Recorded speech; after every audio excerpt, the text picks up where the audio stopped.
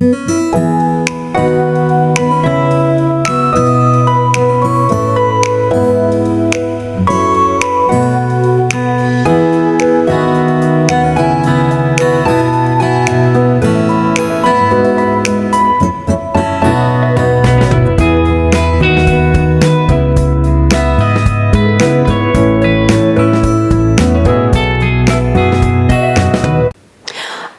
travail va remplir une grande partie de votre vie et la seule façon d'être vraiment satisfait, c'est de faire ce que vous croyez être un travail impossible. Dixie Steve Jobs. Messieurs et dames, bienvenue dans votre émission Café des entrepreneurs que vous avez toujours eu l'habitude de suivre sur la radio télé Osana ainsi que sur nos différentes pages Facebook, notre chaîne TikTok, notre chaîne Instagram et notre chaîne YouTube. Pour aujourd'hui, nous allons recevoir pour vous quelqu'un de bien, quelqu'un que vous connaissez. Il est dans la construction. Il va nous parler comment investir dans la construction, le bienfait, le désavantage, le risque qu'un entrepreneur peut rencontrer dans la construction. Monsieur Thomas Matoupou, bonjour. Bonjour madame. Vous allez bien? Oui, tout va bien. Tout va parfaitement bien?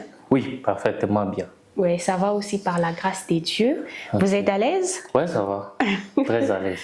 Vraiment. En fait, monsieur Thomas, il y a d'autres personnes, c'est la première fois de vous voir. Okay. Il y a d'autres personnes qui vous connaissent. Alors, pouviez-vous vous présenter? Qui est monsieur Thomas Matoupou? Je m'appelle ingénieur Thomas Matoupou. Je suis ingénieur en génie civil. Okay. Je suis aussi le PCA de la société Matoupou Compagnie Logistique SARL en République démocratique du Congo. Waouh! Vraiment, c'est vraiment intéressant. Monsieur Thomas Matoupou, oui. Qu'est-ce que vous faites dans la vie? Je suis, en dehors d'être ingénieur, je suis un entrepreneur. Je conçois aussi les projets de construction, les plans pour les clients, pour ceux qui cherchent à construire, ceux qui sont amateurs dans les domaines de la construction. Nous formons aussi les jeunes gens dans le métier. Donc vous êtes entrepreneur, oui. Donc vous êtes ingénieur entrepreneur et formateur. Formateur, oui. Ok, ouais. C'est vraiment intéressant. Ouais. Matoupou Construction, ça fait combien de temps que vous êtes dans ces domaines? J'ai au moins, parce que depuis 2018, ok. Donc je peux avoir au moins 7 ans dans le domaine. 7 ans, 7 ans dans le domaine de dans la le construction. Domaine de la construction. Oui. Comment est-ce que vous avez commencé? Parlez-nous un peu de votre petite histoire. Ben, tout a commencé après mon cycle académique. Je me suis lancé dans la construction parce que j'ai fini en Asie et du coup, il n'y avait rien à faire. Ok. Je me suis lancé un défi que je ne voulais pas écrire moi une lettre de demande d'emploi. Évidemment. Et du coup, quand j'ai fini en Asie, en génie civil, je m'étais dit, ben, comment commencer? Et du coup, ça n'a pas été facile. Je m'étais donné certaines lignes. Je m'étais dit, bon, je commence où? Il y a eu la première opportunité que j'ai eue d'un ami, lui qui était déjà dans les domaines de la construction. Un jour, il va m'appeler. Est-ce que vous pouvez nous aider dans les chantiers? Nous aider à faire une tâche. Ok. Et du coup, j'étais parti. J'ai exécuté cette tâche qu'il m'avait donnée. Et ça a été un premier pas pour moi. Il a dit non, vous faites bien votre travail. Et du coup, je m'étais dit, ah bon, donc je suis quand même fort dans le domaine. Et je m'étais lancé. Et c'était là l'idée de créer Matoupou Compagnie. Parce que le fait que lui avait déjà ses contrats, il gagnait quelque chose. Okay. Avec le défi que je m'étais lancé, ne jamais faire une lettre de demande d'emploi. Et du coup, je m'étais dit, je peux faire quelque chose avec l'expertise que j'ai. Parce que en soi, je m'étais plus focalisé dans la charpente moderne. Donc, toutes sortes de charpentes modernes, c'était ça. Et du coup, l'idée de créer une société m'était venue. C'était déjà en 2016 que je m'étais imaginé que si je me créais alors une société. Et du coup, cette société peut commencer à engager les gens. Parce que moi, autour de moi, j'avais beaucoup de jeunes. Ok. Beaucoup de jeunes, vraiment. Du coup, j'ai commencé l'idée. Et quelques petits qui étaient à mes côtés m'encourageaient. Du coup, ça a commencé là. Du jour au lendemain, ça évolue, ça évolue. Et aujourd'hui, on est là, en toute compagnie logistique. Ok, donc si je comprends bien, vous avez commencé par être d'abord un aide-maçon. Oui. Un maçon. Oui. Et aujourd'hui, vous voilà ingénieur. Si. En tout cas, c'est vraiment intéressant cette histoire.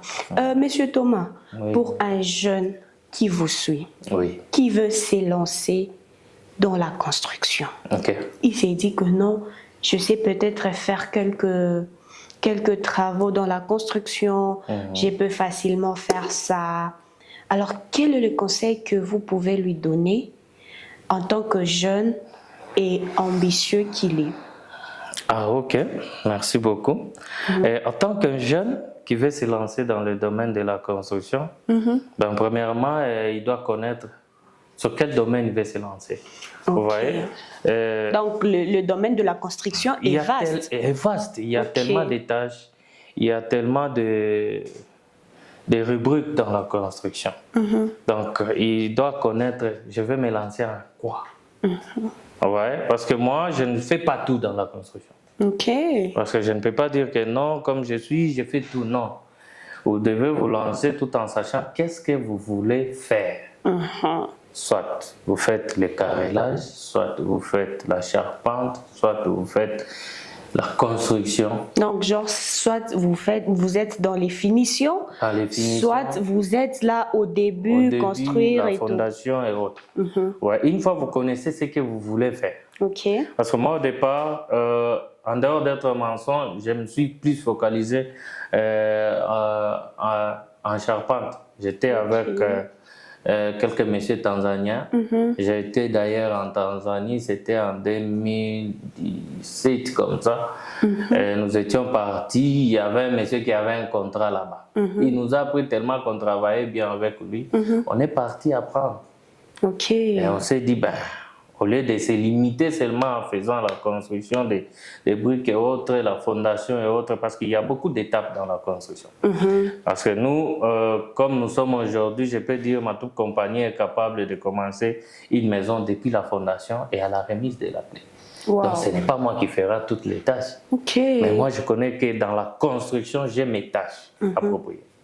Vous voyez, en dehors d'être celui que je suis, mais je connais au moins les métiers. Je fais la charpente, toutes sortes modernes. Je fais les plafonds modernisés. Vous voyez. Et à ce niveau, je veux lui dire de connaître d'abord les domaines à laquelle il veut se lancer. Et puis, se fixer des objectifs. Parce que vous pouvez vous lancer dans un domaine, ne croyez pas que tout sera rose. Parce qu'il y a des moments où vous pouvez rester, vous n'avez ni contact, ni contrat. Et vous vous dites que vous connaissez le métier. Et vous connaissez bien. Mais vous n'avez pas ce contact, vous n'allez rien faire. Alors une fois que vous connaissez ce que vous voulez faire, vous fixez des objectifs. Vous dites, non, avec ce domaine, je vais arriver à un certain niveau comme ça. Et puis chercher des connexions. Parce que vous ne pouvez qu'évoluer dans des connexions. Parce que moi, je me dis que notre métier, c'est un métier où vous devez bien soigner des relations et puis saisir des opportunités. Évidemment. Vous voyez un peu. Donc, s'il y a un jeune qui nous suit et qui veut se lancer ou bien qui veut investir dans le domaine de la construction, il ne peut pas être un cardio. Cardio, cela veut dire quoi? Cela veut dire, bon, tu peux t'attendre aujourd'hui, un monsieur te dit, ben, j'ai un contrat à te donner, tu vas me construire une maison R+D, c'est un exemple. Il vous donne toutes les précisions possibles. Un petit détail. 1+2 ou bien R+D, c'est un exemple. R+2, cela veut dire quoi? C'est-à-dire une maison à des étages. Ah, ok. C'est-à-dire R+1, c'est lorsqu'on construit, après on coule une dalle, on construit là-dessus, c'est R+1. Ok. Lorsqu'il y a une autre maison dessus, c'est R+2. R+2, donc comme notre bâtiment, c'est R+2. Oui, je crois que c'est R+2. Oui, R+2. Ok. Ouais, comme votre bâtiment, c'est R+2. Parce qu'il y a 2 maisons déjà. Ok. Parce qu'il y a les rez-de-chaussée, premier niveau, et second niveau, c'est R+2. C'est dans ce sens où je voulais dire aux jeunes qui veulent se lancer, Ok.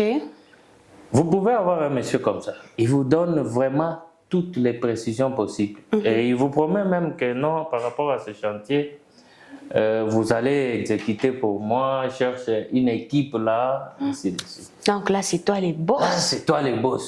Tu te dis que non, là, C'est moi qui gère. Et du coup, vous faites même un devis. Ok. Quand tu as fini déjà, quand un jeune garçon a un diplôme en construction, c'est quoi qu'il est déjà un grand maçon, il peut gérer des contrats. Mais ce n'est pas le cas. Ok. Il y a tellement de choses qu'il faut qu'il apprenne. Il faut qu'il soit à côté de celui qui a déjà effectué ce genre de contrat et autre chose. Vous voyez un peu, madame. Ok. Alors, un monsieur comme ça, mais à la fin, lui espérait que il va avoir cet argent cette semaine. Ok. Et du coup, la semaine, fin de finir, il ne finance pas. Toi, tu avais déjà pris même une dette. Dire que je vais commencer un nouveau contrat la semaine prochaine. Et du coup, le monsieur dit, oh non, par rapport à la situation, vu que nous avons entendu qu'on va pas finir ce mois ici, il peut y avoir X et X. Et du coup, le monsieur arrête le projet. Oh là là.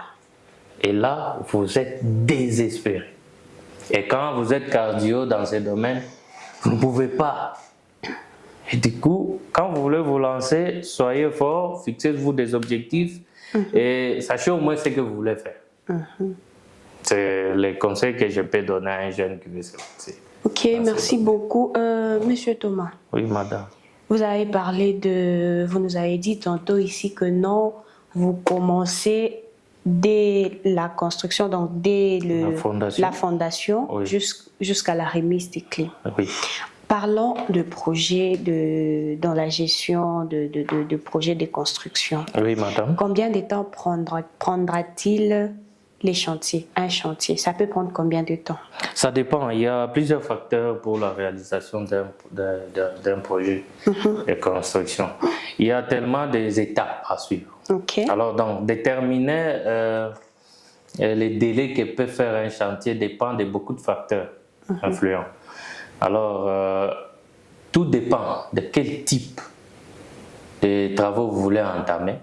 Parce que vous ne pouvez pas me dire qu'une maison en rez-de-chaussée, c'est-à-dire une simple maison, un appartement, sans étage, juste une maison d'habitation pour une famille. Okay? Par exemple, 5 pièces. 5 pièces ou 6. Ça a une durée. Et tout dépend aussi des terrains, ouais, et des types de matériaux à utiliser. Par exemple, vous pouvez fixer un délai. Tout dépend, c'est ce que je dis. Vous pouvez fixer un délai pour un rez-de-chaussée. Ça ne sera pas les mêmes délais que vous allez fixer pour une maison en R+1. Ok. Donc, il y a des facteurs influents qui interviennent lorsque vous voulez calculer la durée d'un chantier. Voilà, donc, il y a les facteurs, les travaux, les types de matériaux, les types de terrains. Il y a des terrains marécagés. On voit un peu. Sur cette gestion des terrains marécagés, il y a vraiment des difficultés pour calculer cette durée. C'est pourquoi dire qu'une maison, en gestion des temps, une maison peut faire autant de jours, ça dépend des types de maisons que vous voulez entamer. Il y a aussi des facteurs influents, le climat, tout ça il faut tenir compte. Parce que vous ne pouvez pas vous dire que non par rapport au climat pendant la saison des pluies. Il peut y arriver un matin, vous vous réveillez, il pleut du matin au soir. Et vous avez déjà fixé au client. C'est pourquoi il faut tenir compte de tout ça. Vous êtes dans quelle période, quel type de matériaux utiliser, c'est quelle surface vous avez. Par exemple, la couverture des carreaux. Là, on peut toutefois déterminer sans problème. Si, pour couvrir un espace d'1 mètre carré, et couvrir des carreaux, vous vous dites qu'un mètre carré peut prendre 5 heures, par exemple. Et vous connaissez déjà la surface que vous avez par mètre carré. C'est facile de déterminer. Mais quand vous commencez la fondation dans un terrain marécagé, là aussi, il y a des facteurs influents qui doivent intervenir. Donc, ça dépend des types de travaux que vous allez entamer, des terrains et les types de matériaux que vous allez utiliser. Comment gérez-vous les imprévus? Oh, c'est compliqué pour les imprévus. Parce que ça ne manque pas. Ça arrive. Oui. Il arrive que des fois, vous avez prévu ça, mais c'est autre chose qui arrive. Par exemple? Par exemple, vous avez prévu d'écouler une dalle. Ok. Et quelque part, ça vient de s'effondrer. Une partie vient de s'effondrer. Comment gérer? Il y a tellement de difficultés. Sûrement, le client ne va pas facilement accepter ça. Vous êtes face à une prison. Vous voyez? Vous êtes face à une collaboration avec les clients. Vous allez l'expliquer par rapport à cet imprévu, vu les temps. Parce qu'il y a toujours un facteur naturel qui intervient lorsqu'il y a un imprévu. Soit les nombres d'ouvriers ne sont pas comme il fallait, parce qu'à chaque chantier, tout dépend de la grandeur d'un chantier à l'autre. Oui. Si là où il fallait que vous ayez 40 personnels, et vous avez dit non, comme mon client n'a pas les moyens, je prends 20. Et vous avez dit avec les 20, je vais les faire travailler, je vais les motiver. Question de terminer au même temps que 40 personnels. Vous voyez qu'il y aura au moins 80% de réalisations. Mais les 20 là, ne va pas quitter. C'est juste collaborer avec les clients. Si c'est une société, il faut toujours prévoir l'imprévu. Parce que si vous vous fixez avec une société, la société respecte. Une fois que vous ne respectez pas la durée ou bien le temps fixé, il y a les amendes. Ok. Il y a les amendes dont vous allez signer. Ok. Et du coup, lorsque vous ne respectez pas, là maintenant, il faut recourir auprès des avocats. Votre avocat. Vous dites non, par rapport à la durée, c'était comme ça, comme ça. Les deux parties vont se réunir. Ils vont se dire par rapport au retard que nous avons eu, par rapport à l'imprévu. Il y a eu ceci, il y a eu ceci. Comment faire? Nous avons, par exemple, trouvé la solution de vous rémunérer une partie de la main-d'œuvre par rapport à ces retards. Tout dépend de la façon dont vous allez vous arranger avec les clients. Ok. Monsieur Thomas. Madame. J'aimerais savoir une chose. Ok. Quand il y a peut-être la construction, genre l'État veut construire tel meuble, l'État veut construire telle route, tel pont, ils font toujours recours à des Indiens, à des Libanais, à des Chinois. Mais pourtant, ici chez nous, en République démocratique du Congo, nous avons des personnes capables de fournir le même travail. Qu'est-ce qui fait en sorte qu'on ne puisse pas vous donner beaucoup plus cette confiance-là, mais on préfère donner la confiance aux autres? C'est par votre manière de présenter le travail ou bien c'est parce qu'on n'a pas confiance seulement en vous? Merci pour la question, Madame Pulchéry. Il y a un petit souci depuis une décennie. La jeunesse congolaise a maintenant une autre identité, c'est-à-dire quand on voit les jeunes congolais qui se lancent dans l'entrepreneuriat, dans les métiers, sûrement ceux qui nous ont précédés, ils ont eu à gaffer. Et du coup, c'est resté une identité pour les jeunes. Or, il y a des jeunes qui vous finissent tellement jeunes et qui savent au moins ce qu'ils font. Et du coup, par rapport à ce qui a précédé, on est victime. Bon, par rapport à ceux qui vous ont précédé, vous êtes victime, mais laissez-moi vous donner cet exemple. Maman qui met au monde ses enfants, et du coup, la grande sœur s'est fait enceinter dans la maison des parents. Cela ne veut pas dire que maman ne peut pas placer sa confiance dans les enfants, les petites sœurs qui restent. Elle peut placer la confiance des petites sœurs qui restent. Mais qu'est-ce que vous faites pour remonter la pente qui était déjà en baisse? Ben, du coup, la pente est déjà en baisse, mais nous fournissons quand même les efforts pour faire au moins la différence. La différence, c'est-à-dire, peut-être que beaucoup ne savent pas que nous œuvrons dans tel domaine. Donc là, nous allons dire qu'ils ont confiance aux Libanais. Pourquoi? Ces gens sont des expatriés et ils sont sérieux dans ce qu'ils font. Ok, donc vous n'êtes pas sérieux? Ça ne veut pas dire que nous ne sommes pas sérieux. C'est ça que je vous ai dit. Nous sommes tellement sérieux, mais cette confiance-là, ces derniers temps, pour avoir un contrat à l'État congolais, vous devez être recommandé. D'ailleurs, c'est une situation que je déplore. Parce que si vraiment les gouvernements se disaient, nous allons mettre quelqu'un qu'il faut à la place qu'il faut. Lorsqu'il y a une offre, de contrat, tout le monde peut postuler. Mais madame, je vous dis, vous pouvez postuler, mais il y a déjà des candidatures déjà signées. Pendant qu'on est en train de déposer. Donc, vous devez être recommandé au préalable. Or, c'est une situation que d'ailleurs, je viens interpeller aux autorités qui nous suivent. Qu'il y a des jeunes qui sont tellement sérieux dans ce qu'ils font.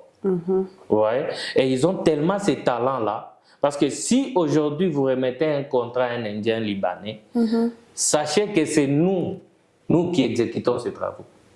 Mais monsieur Thomas, ne me dites pas ça. Parce que moi, récemment, quand je venais ici, je passais vers la poste, juste en face de la fontaine.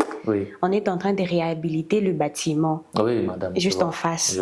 Et j'ai vu, je ne sais pas si c'était un Indien, si c'était un Chinois, qui était en train de travailler. Je l'ai vu le matin, il travaillait.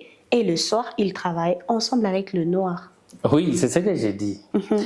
C'est-à-dire, ce n'est pas tous les Indiens qui ne travaillent pas ou les Libanais. Oui, madame. Tout comme ce n'est pas tous les jeunes qui travaillent. Ce n'est pas tous les jeunes qui se lancent vraiment dans tel projet avec tout leur cœur. Mais il y a de ceux-là, quand ils ont un contrat, il fait appel à vous dans les coulisses. Il vous appelle, non, voici les contrats. Lui, il a déjà gagné les contrats. Mais il veut exécuter, il doit avoir quelqu'un un natif. De son domaine, parce que lui ne connaît pas tous les coins, il ne veut pas se faire rouler. Et là, c'est vous maintenant qui appelez les gens selon le domaine. Non, j'ai au moins 4 maçons, vous appelez. J'ai au moins un bon charpentier, vous appelez. Vous voyez un peu, madame. Or, nous là, nous avons aussi cette capacité de gérer ces contrats. Et l'exécuter plus que même ces gens. J'ai compris que, parce que si vous vérifiez bien, la plupart, ce sont nos frères congolais qui font ces beaux travaux que vous voyez. Ok. Parce que quand un Chinois se tient debout et il est là lorsque vous travaillez, vous allez travailler avec toute votre sérieuxité. Mais quand il est debout, lui, il donne des ordres, non? Oui, il donne des ordres parce que lui, il a déjà le plan. C'est ça même le rôle d'un ingénieur. Lui, c'est un ingénieur. Les techniciens sont des Congolais. Vous ne pouvez pas me dire lorsqu'un Chinois vous touche, vous gagnez un contrat, excusez les mots. Lorsqu'un Chinois vous gagne le contrat, toute la main-d'œuvre ne sera pas chinoise. Et du coup, ce n'est pas autorisé par l'État congolais. Les jeunes doivent retrouver au moins les emplois. Quand il y a un contrat, ils sont obligés de prendre les Congolais. Mais ce que moi je voulais demander aux autorités, pourquoi ne pas diminuer les taux de chômage aux jeunes? Parce que imaginez si c'est un Congolais qui gagne un contrat, par exemple, d'$1 million. Ok? Sûrement c'est un grand contrat. Il va chercher à avoir ses frères congolais. Il ne va pas faire recours à un Chinois. Parce que sûrement, quand vous appelez un Chinois, il va vous faire une facture que vous-même, vous n'allez pas toucher. C'est ça. Alors, les autorités peuvent juste faire confiance à cette nouvelle jeunesse, parce que c'est une autre génération. Oui, oui, oui, oui. Parce qu'il y a, chaque année, il y a des nouvelles générations qui naissent. Après chaque décennie, il y a des nouvelles générations qui naissent. Après nous, avant nous, il y avait des gens qui faisaient les bons travaux. Ouais. Et après nous, il y en aura encore. Mais pendant que nous sommes là, il y a maintenant les jeunes architectes qui font bien leur travail. Il y a les jeunes ingénieurs qui font bien leur travail et qui ont même des projets à proposer. Mais madame, nous avons un petit souci. Pour atteindre un certain niveau, pour arriver à un certain niveau, il faut que vous ayez quelqu'un. Que le gouvernement commence au moins à prendre cette mesure-là d'une personne qu'il faut à la place qu'il faut. À la place qu'il faut. Vous voyez un peu, madame. Oui. Et là, vous allez voir que le taux de chômage des jeunes va diminuer. Et c'est parmi même nos objectifs poursuivis. Parce que quand j'avais vu, autour de moi, j'ai beaucoup de jeunes. Oui. Et ces gens sont des chômeurs. Lorsque vous n'avez pas un contrat, ces gens ne travaillent pas. Oh là là. Et comment est-ce qu'ils vont survenir à leurs besoins? Vous comprenez un peu, madame? Et du coup, c'est dû aussi au manque de contrats. Or, chaque année, l'État congolais construit des marchés, des écoles, des routes. Mais nous, c'est le travail que nous avons choisi. Et il nous arrive parfois de rester sans emploi parce que seulement il y a les Libanais, les Indiens qui font bien leur travail. L'État a au moins confiance en eux. Mais si au moins l'État congolais pouvait aussi faire confiance à une jeunesse vivante qui peut changer aussi une histoire. On peut aussi construire une maison à 5 ou 6 ou 10 niveaux. Ce n'est pas seulement les Indiens ou les Chinois. Quels sont les avantages et le risque que vous rencontrez dans votre domaine de la construction? Oui, les risques en est que lorsqu'il y a un projet de construction, il y a tellement de risques. Les risques d'accident. Lorsque vous employez des gens... Est-ce qu'il y a moyen de faire une perte dans la construction? Oui. Comment ça? On fait une perte par rapport aux matériaux. Ça, c'est un d'abord. Vous pouvez tomber sur une mauvaise qualité des matériaux. Par exemple, les ciments. Vous avez payé les ciments, vous avez stocké, mais à un moment, ça fait des blocs. Ça, c'est une perte. Vous avez payé les moellons, mais ce n'est pas de bonne qualité. Vous voyez un peu, madame? Vous, en tant qu'ingénieur... Oui, nous luttons toujours, mais vous pouvez me dire que lorsque vous payez les ciments, vous stockez, c'est encore en poudre. Plus ça traîne, plus il y a de l'humidité, ça peut s'effondrer et puis ça devient une bloc. Et du coup, vous pouvez perdre 10, 20 sacs comme ça. Moi, je vis dernièrement, nous avons perdu 7 sacs à 10. Mais on a essayé de rebattre ça pour que ça soit poudre, mais la capacité de ces ciments ne sera plus la même. Vous voyez un peu. Il y a des risques d'accident lorsque vous êtes en exécution d'un projet de construction. Vous pouvez avoir des accidents. Quelqu'un peut se couper, quelqu'un peut tomber du haut. Et du coup, nous avons tous ces risques. Les avantages par rapport au métier, c'est lorsque vous avez fini un contrat, en bon et due forme. Et là, vous savez que cet argent, je vais prendre des masseurs. Et lorsque vous gagnez un contrat, vous faites face à un défi qu'il faut relever. Parce que quand quelqu'un vous fait confiance, il vous donne, par exemple, il déverse dans votre compte de la société, c'est 50 000 $. Oh non, par exemple, c'est un contrat de 150 000 $. Il déverse ça dans votre compte, 50 000 $. Ne croyez pas que cette personne en a assez. C'est parce qu'il s'est fixé aussi quelques objectifs. Il s'est fixé quelques objectifs et du coup, il s'est dit, il vous fait aussi confiance, construisez pour lui et remettez-lui la clé. Voilà. Monsieur Thomas, merci beaucoup. C'était un honneur pour moi de vous recevoir sur ces plateaux dans notre émission Café des entrepreneurs. Alors, un mot de la fin. Merci Madame Duchéry pour l'émission. Ok. Un mot de la fin, je voulais m'adresser à tous les jeunes, vous qui avez d'ambition. Ne vous minimisez pas, tenez bon, fixez-vous des objectifs parce qu'on ne sait jamais. Quand vous avez un objectif, luttez pour ça. Ne croyez pas que tout sera rose, non. Il y a des difficultés, il nous arrive parfois, nous-mêmes, on se dit, je dois abandonner, mais on reste toujours. Soyez déterminés dans ce que vous faites, faites bien votre travail. Fixez-vous un objectif et ces derniers temps, cherchez toujours à être en ordre avec l'État. Créer ne fût-ce qu'une petite et moyenne entreprise. Pensez à œuvrer, même avec les brevets, tout en entendant que les choses soient normales. Parce que ces derniers temps, on ne place plus confiance aux personnes physiques. Mais au moins, à une personne morale, on peut placer confiance. Alors, fixez-vous des objectifs, créez-vous au moins une petite et moyenne entreprise et n'abandonnez jamais. Vous qui voulez investir, que vous voulez vous lancer dans l'entrepreneuriat, sachez que c'est un métier à haut risque. Ne soyez pas cardieux pour vous lancer dans l'entrepreneuriat parce que vous risquez de ne pas finir. En tout cas, merci beaucoup, Monsieur Thomas. Merci beaucoup, madame. Encore une fois, je suis honorée de votre présence. Merci d'avoir accepté notre invitation. Alors, messieurs et dames, c'est pratiquement la fin de notre émission Café des entrepreneurs. Nous avons reçu pour vous Monsieur Thomas Maputo Construction. Monsieur Thomas Maputo, qui a une entreprise Maputo Construction. Alors, le rendez-vous est donc pris prochainement. Bye bye. Bye bye.